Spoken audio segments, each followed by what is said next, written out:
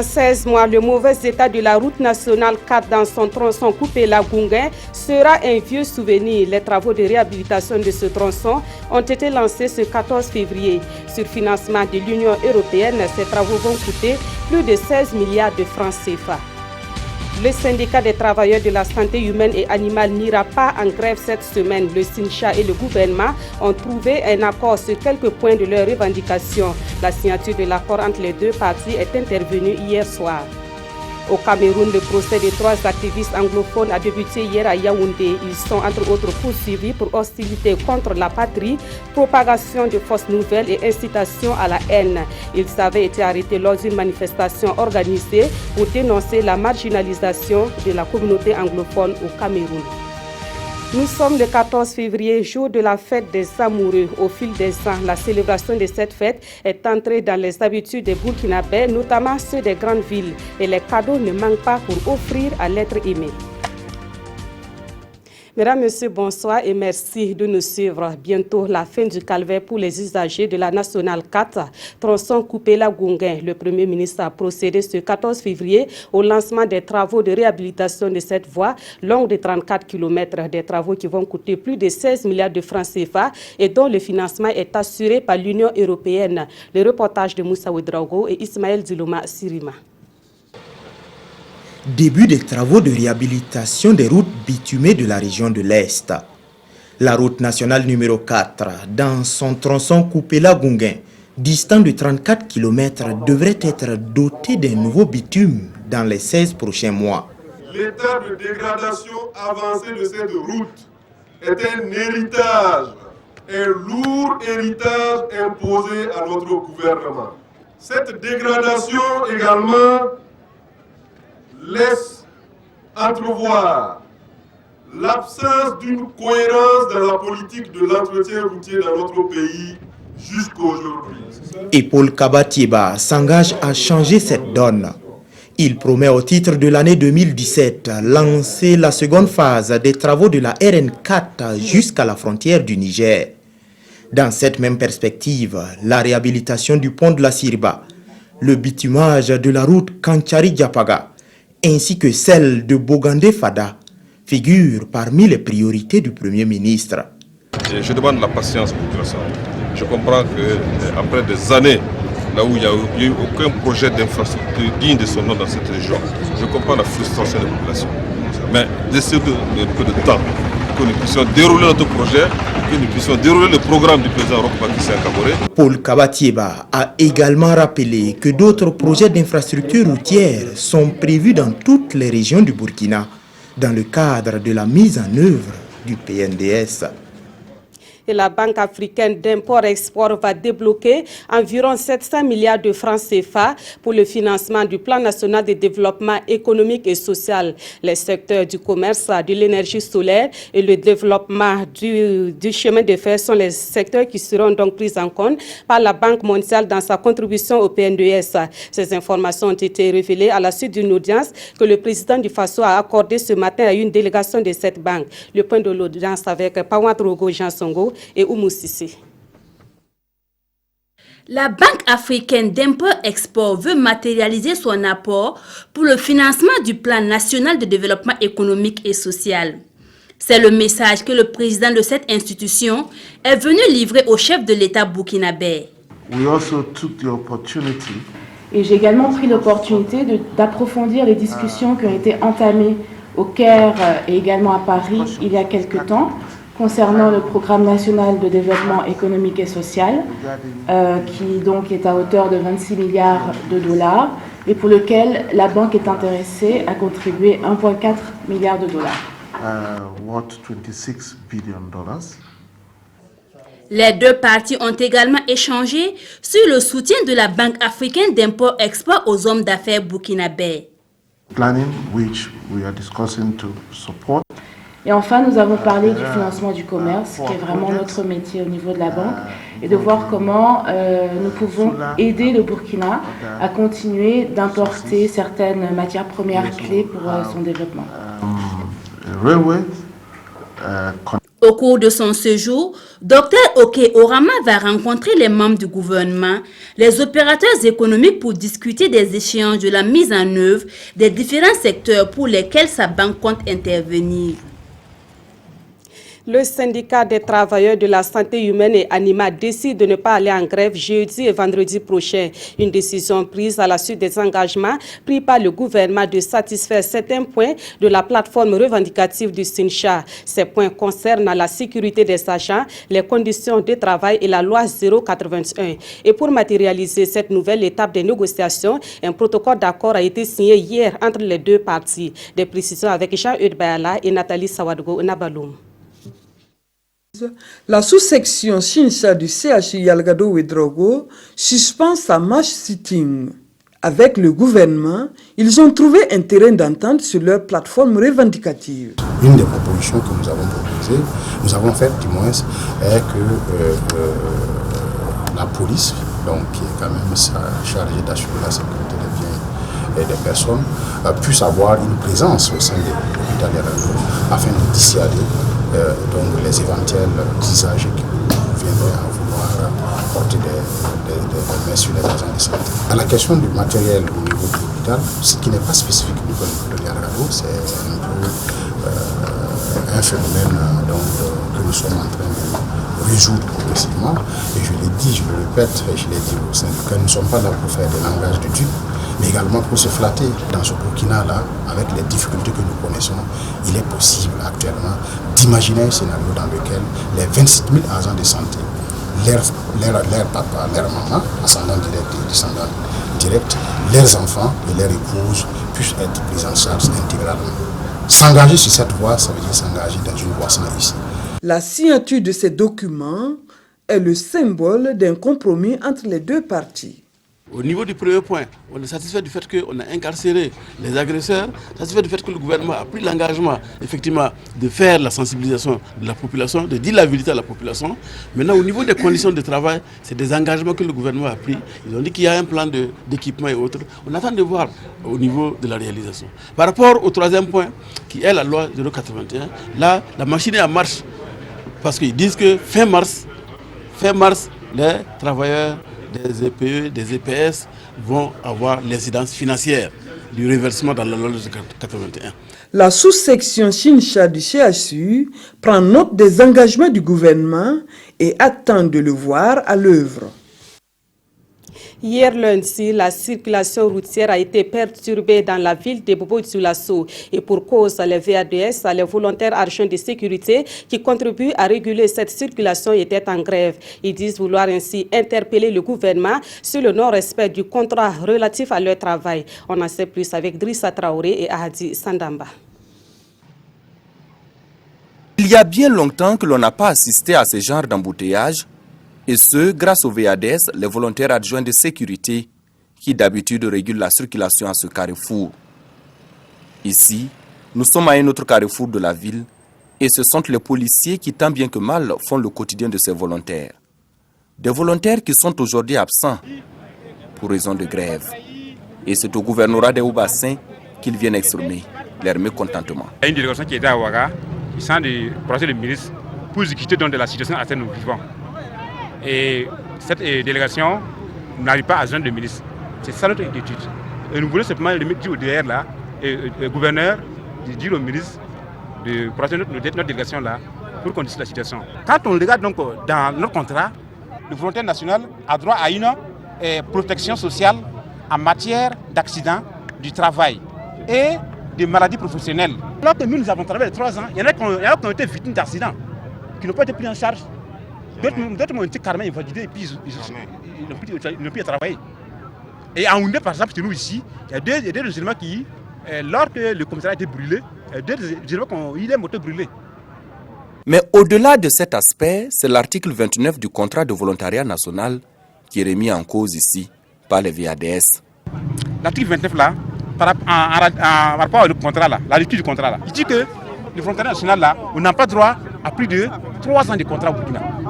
Maintenant, si je ne dois pas faire 3 ans, nous avons déjà fait 3 ans. On en a été dans la 4e année, à l'issue de 2 mois. Et vous venez de nous dire qu'on était réquisitionné pendant 4 mois. C'est pour que si la compte du contrat arrive, il devait nous prévenir à un mois d'avance. Ce qui n'a pas été fait. En fin mars, nous allons partir. Alors que les dépôts des dossiers pour les nouveaux recrutements, ça commence demain, 14, 15 et 16. Et comme ils n'ont pas d'autorisation pour manifester, les VADS ne pourront pas avoir accès au gouverneur. Ils seront plutôt stoppés par les forces de l'ordre, leurs collaborateurs. Un face-à-face qui ne va certainement pas durer. L'OTRAF, l'organisation des transporteurs routiers du Burkina, réagit aux accusations portées contre elle par une partie des acteurs du transport burkinabé. Des accusations selon lesquelles l'OTRAF délivrerait gratuitement des bons de chargement à une catégorie de transporteurs routiers. Au cours d'une conférence de presse tenue ce mardi, l'OTRAF a apporté un démenti formel sur ces accusations. Des précisions avec Souleymane Sanou et Omar Zambri. Donc, au fil du temps, le président national de l'Organisation des transporteurs routiers du Faso, OTRAF, n'est pas allé par 4 chemins pour qualifier la conférence de presse organisée par Romuald Sawadogo le 7 février dernier en vue de dénoncer certaines pratiques qu'il qualifie d'opaques concernant l'émission des bons de chargement dans les ports du Ghana.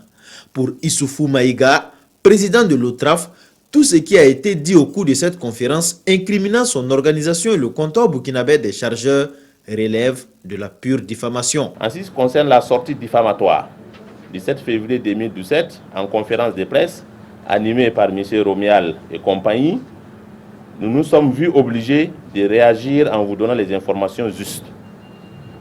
L'association des ressortissants burkinabés au Ghana n'est ni une société de transport ni une organisation des transporteurs.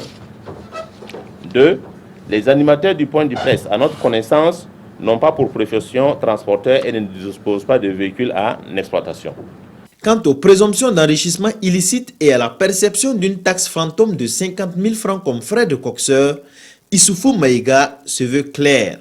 Il n'y aurait jamais eu une telle pratique au sein de l'OTRAF. Nous nous lançons le défi de nous présenter un transporteur qui a été victime de raquettes de la part de notre représentation ou, s'il est concerné, qui nous apporte la preuve. Dans tous les cas, nous restons disponibles pour approfondir les investigations. Nous confirmons la perception de 10 000 francs CFA par chargement au titre de notre cotisation, conformément au statut de notre association. Pour Issoufou Maïga, ces 10 000 francs CFA serviraient à parer au plus urgent en cas de problème de l'un de ses membres, que ce soit à l'intérieur comme à l'extérieur du pays. Autre point de l'actualité, l'Institut national de formation artistique et culturelle a fait peau neuve. Les nouveaux locaux de l'INAFAC ont été rénovés à plus de 75 millions de francs CFA. Ces fonds ont été débloqués par le ministère de la Culture, des Arts et du Tourisme. La cérémonie de réouverture de cet institut est intervenue ce 14 février. Le reportage de Konsun Koulibaly et Zoubaviel David Dabiri. Un bâtiment restauré, des latrines réaménagées et une clôture reconstruite.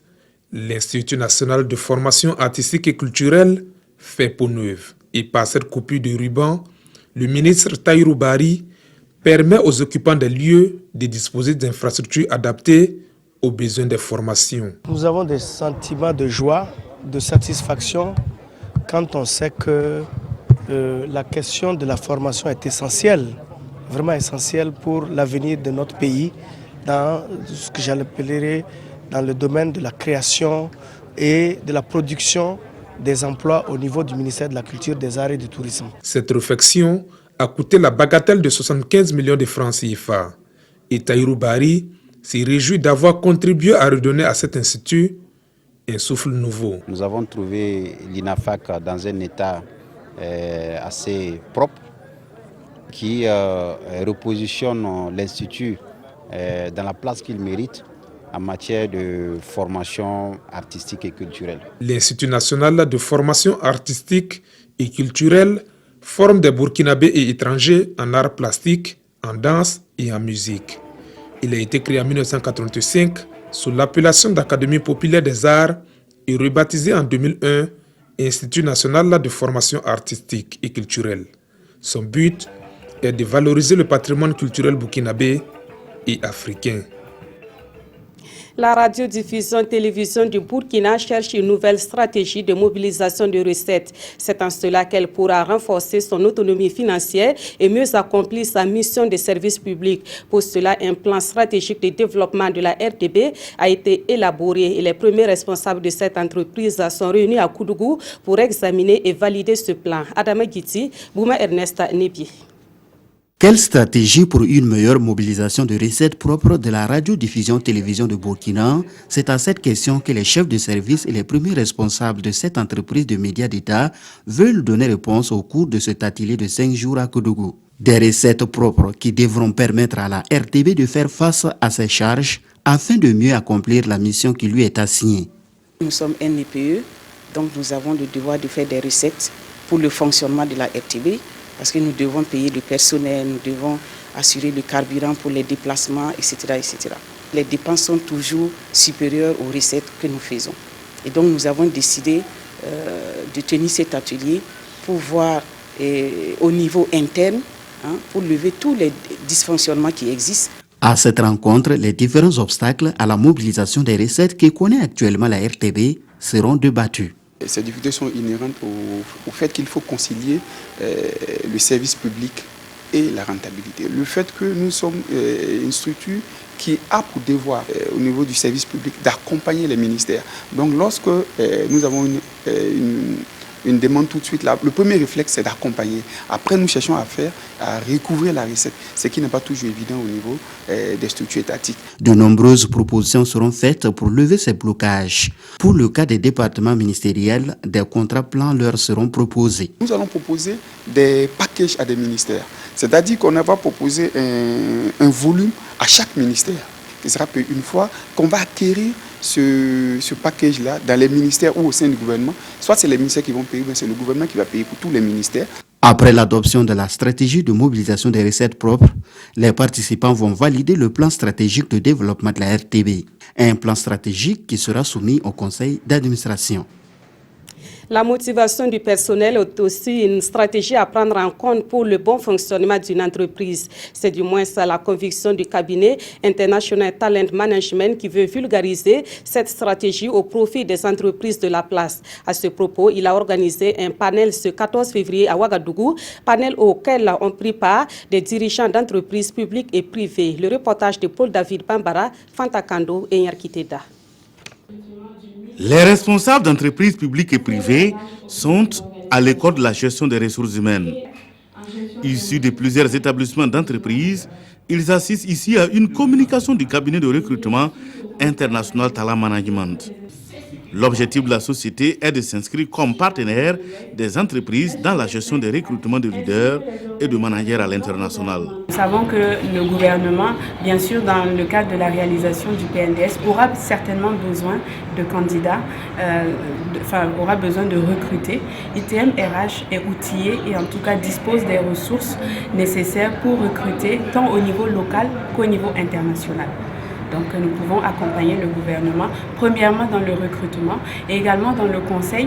Les échanges ont porté sur la motivation du personnel, un élément essentiel dans la gestion des ressources humaines. Ce qu'on veut donner à ces responsables d'entreprise, c'est les clés de la motivation.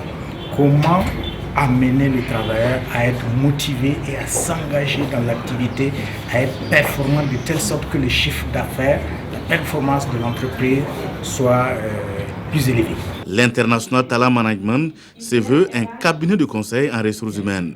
Elle prévoit également les jours à venir une longue série d'échanges constructifs sur la thématique du personnel en entreprise. Rentrons-nous à présent dans la région du centre-est pour découvrir un potentiel touristique. Il s'agit de la mare aux crocodiles et aux hippopotames sacrés de Lenga. Malheureusement, cette mare qui suscitait la curiosité des visiteurs connaît une raréfaction de ces espèces. Une situation qui serait due à un phénomène mystique qui entoure l'existence de la mare de Lenga. Suivons les explications de Pawadrogo Jean Zongo et Draman Guinée. De la volaille, des restes de petits ruminants et des vautours qui festoient à longueur de journée, nous sommes sur l'hôtel de Wozi, notre père en langue bissa. Wozi reçoit régulièrement la visite de ses fidèles. Wozi est un dieu protecteur. Il donne la joie de vivre à celui qui est en détresse et qui le lui demande. Et moi, je suis venu lui soumettre mes doléances. Wozi est la solution aux problèmes de santé, de procréation et de prospérité. Dit-on en milieu Bissa, précisément dans les villages de la commune de Bousma. Lenga est mon village maternel. Je suis moi-même une grâce de Wozi. Mariée, je viens lui demander de veiller sur les membres de ma famille et bénir nos activités. Nous filmons les sites avec l'autorisation des notables de Lenga. Et Kelguida, notre guide, nous conduit au bord de cette retenue d'eau, la mare au Caïma et aux hippopotames sacrés de Lenga. Vous voyez, Wozi doit ses pouvoirs mystiques à cette mare. Son esprit y est. Mais depuis l'aménagement du barrage de Bagré, ces caïmans et hippopotames se sont dispersés. On signale parfois leur présence dans le barrage de Bagré et dans certains villages riverains du fleuve Nakambe. C'est par coup de chance qu'on le voit maintenant. Coup de chance peut-être. Mais l'objectif de notre caméra n'en a pas eu ce jour-là. Rien. Un trésor qui s'éloigne, la situation est inquiétante. Je crois que Wozi faisait partie des sites touristiques au Burkina ici. Mais avec l'aménagement du barrage de Bagré, en tout cas les hippopotames se sont dispersés. Nous demandons en tout cas aux autorités qu'il aient un regard en tout cas sur le fleuve, sur la mare aux hippopotames sacrés de Lenga, en essayant de chercher un endroit pour regrouper les hippopotames. Parce que la population n'aimerait pas quand même perdre ce patrimoine-là. En attendant, la situation de la mare du Wizi est désespérante. Ces crocodiles et caïmans, même sacrés, ont tout simplement choisi la voie de la survie, laissant tout un peuple dans le désarroi. Et comme vous l'avez vu, le reportage est bel et bien signé Draman Datian. Actualité dans le monde du sport, la participation du Burkina Faso à la Coupe d'Afrique des Nations a coûté 2,6 milliards de francs CFA. C'est l'une des informations principales à retenir de la conférence de presse animée ce 14 février par le ministre des Sports et des Loisirs. Et dans l'ensemble, le bilan de la participation du Burkina à la CAN 2017 est jugé satisfaisant, surtout qu'à cette compétition, le Burkina s'en est tiré avec la médaille de bronze. Le point avec Ibrahima Sombier et Mahamadi Ouena. Les étalons ont fait sensation à la 31e Coupe d'Afrique des Nations jouée au Gabon. Une belle chevauchée qui a permis aux 11 nationaux de terminer au pied du podium avec à la clé 3 victoires et 3 matchs nuls en 6 rencontres.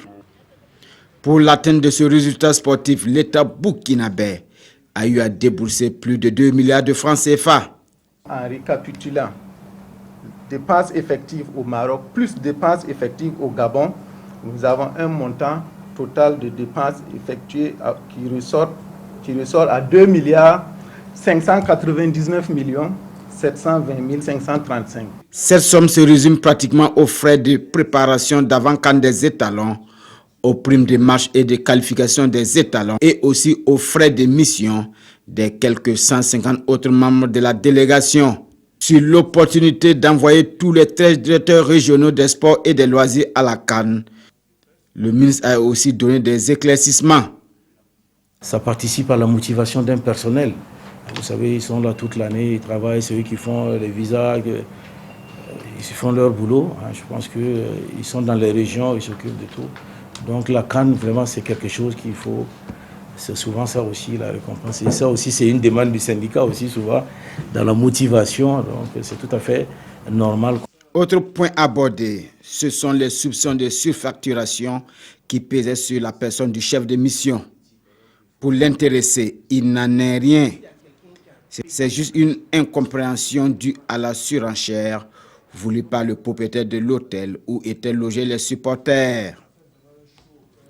Au Cameroun, le procès de 3 activistes anglophones a débuté hier à Yaoundé. Ils sont entre autres poursuivis pour hostilité contre la patrie, propagation de fausses nouvelles et incitation à la haine. Ils avaient été arrêtés lors d'une manifestation organisée pour dénoncer la marginalisation de la communauté anglophone du Cameroun.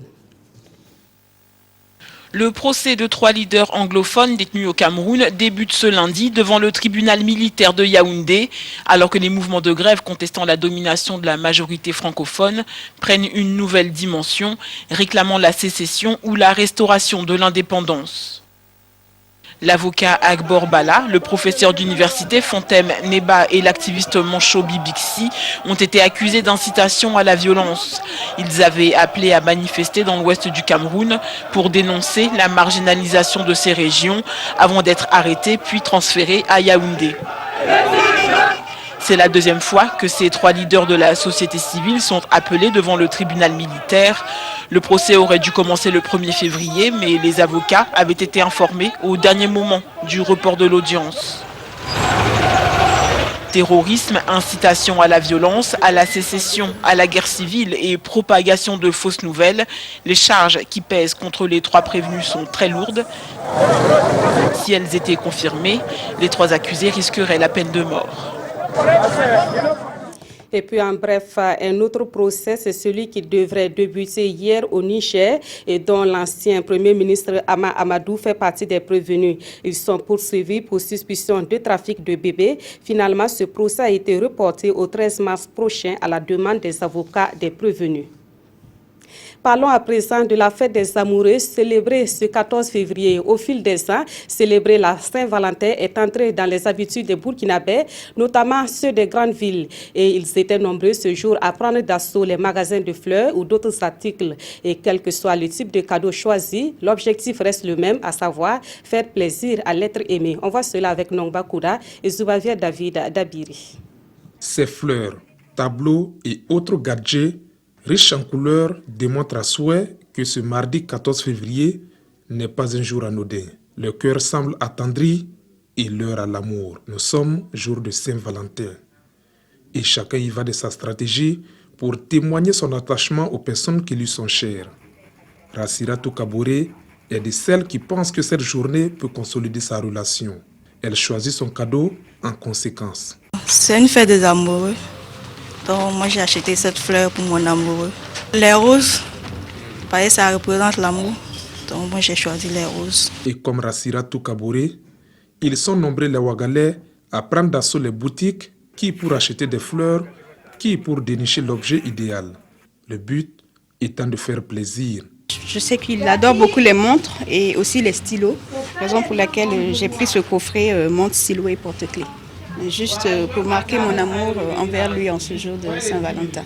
Mais c'est aussi surtout le temps qu'on aura à s'accorder toute la journée, parce que les hommes n'ont pratiquement pas le temps, ils sont tout le temps sortis, c'est nous qui sommes à la maison avec les enfants, donc on aura une soirée ensemble. C'est pour vraiment, en tout cas, la signifier, vraiment mon amour. Ça nous rappelle vraiment le lien qu'on a, l'amour qu'on a envers notre épouse ou bien notre époux. Cette journée est une opportunité pour témoigner sa reconnaissance à son entourage. C'est un amour avec le grand A. C'est-à-dire que la Saint-Valentin n'est pas seulement en réalité une fête pour les amoureux, mais c'est une fête même pour dire merci à Dieu, par exemple, parce qu'on a de l'amour.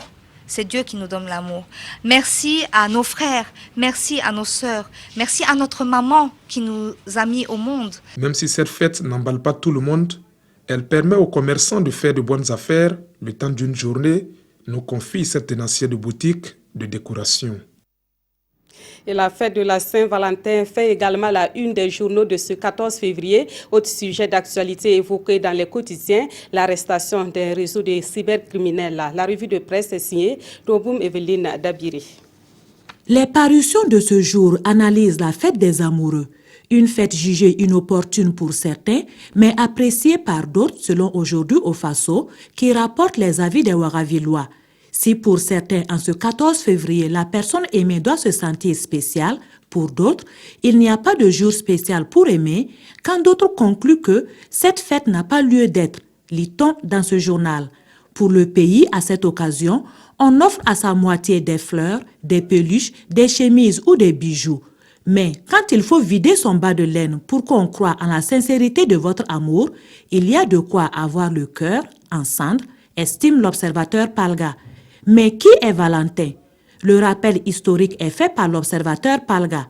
Valentin est un évêque qui vécut au IIIe siècle en Italie après Jésus-Christ, où il mourut en martyr pour s'être opposé à l'empereur en célébrant les mariages des jeunes, laquelle célébration les dispensait d'être enrôlés pour la guerre. D'où ce lien avec l'amour.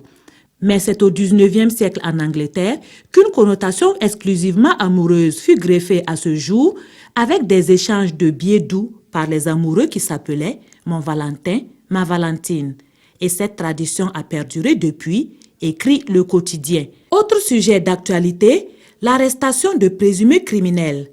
La gendarmerie a présenté un gang composé d'étudiants burkinabés et étrangers spécialisés dans la cybercriminalité, informe Notre Temps.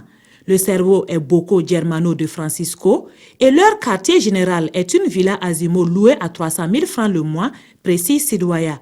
La perquisition de ce lieu a permis de découvrir, entre autres, 26 portables, 45 puces de 5 pays et un ordinateur, poursuit Notre Temps, qui explique dans ses colonnes leur mode opératoire appelé le triangle, le wash et le métal. Voilà qui met fin à ce journal. Merci de l'avoir suivi. Excellente soirée en compagnie de la RTB.